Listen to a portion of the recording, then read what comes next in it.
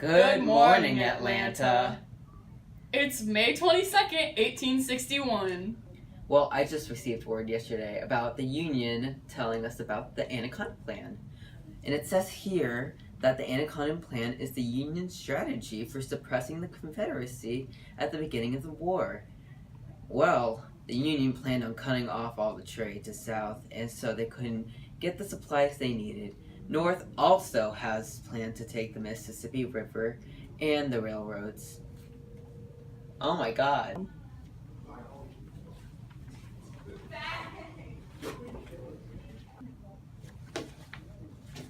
Well, just received word about Battle of Bull Run. It was the first battle of the war. The Union and the Confederate soldiers were both poorly trained and poorly led.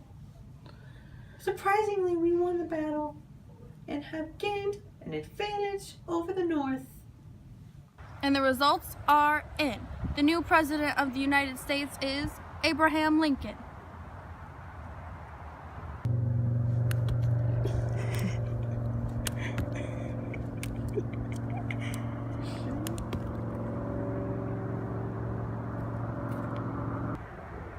We were just informed about the Peninsula Campaign, a major Union operation launched in southeastern Virginia, first large-scale offense in the Eastern Theater. The Union planned to conquer the Confederate capital of Richmond. It was a success.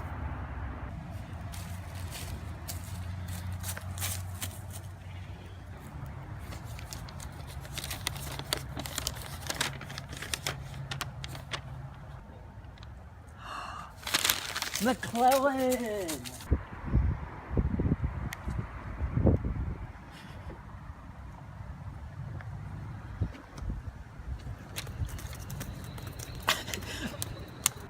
That on the first day of January in the year of our Lord 1863, all persons held as slaves within any state or designated part of a state that people whereof shall then be in a rebellion against the United States, shall be thenceforward and forever free. And the executive government of the United States, including the military and naval authority thereof, will recognize and maintain the freedom of such persons.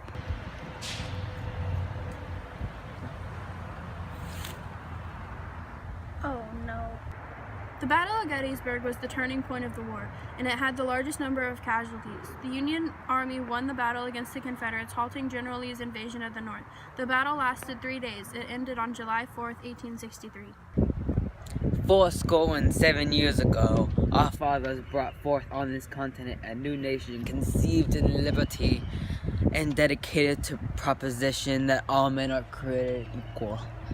Now we are engaged in a great civil war, testing whether that nation or any nation so conceived and so dedicated can long endure. We are met on the great battlefield of that war. Wait, come back!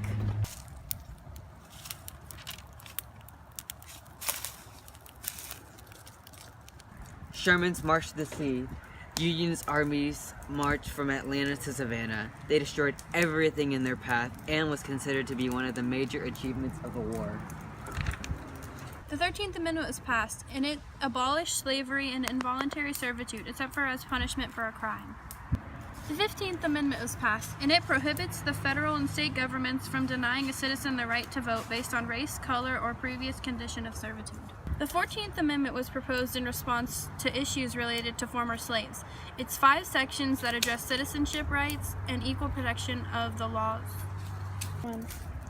The KKK used terrorism against groups or individuals whom they opposed.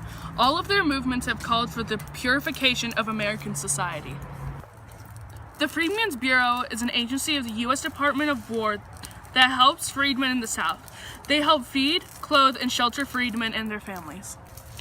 The House adopted 11 articles of impeachment detailing Andrew Johnson's high crimes and misdemeanors in accordance with the Articles of the U.S. Constitution.